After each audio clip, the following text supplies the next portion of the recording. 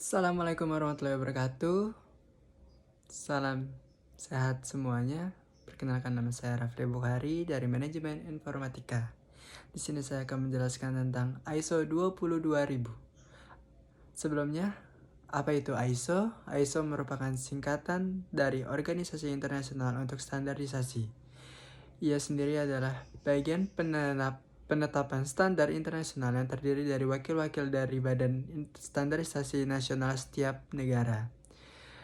Dan ISO sendiri itu tidak hanya ISO 22000, melainkan ada ISO 25000, ISO ISMS 27000, ISO 28000, dan ISO 55000. Dan di sini saya akan menjelaskan ISO 22000.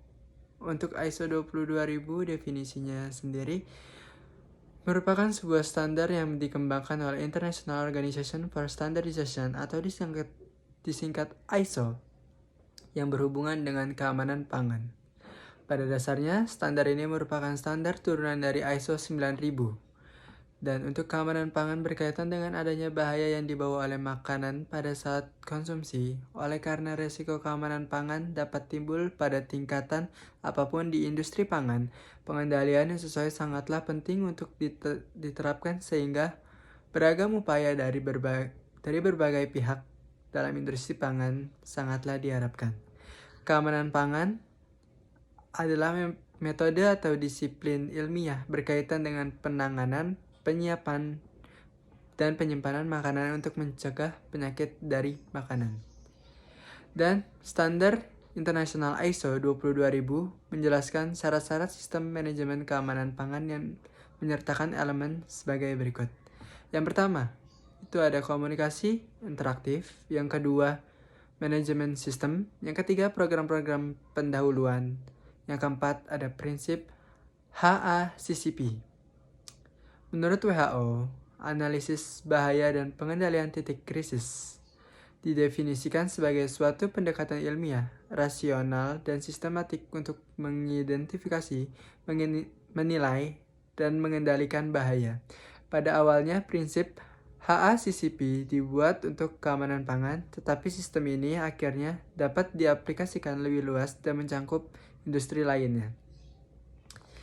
Dan keuntungan daripada ISO 22000 itu sendiri ialah dalam perbandingan dengan ISO 9001, standar ini merupakan sebuah panduan dengan orientasi prosedural dibanding dengan standar berbasis prinsipal.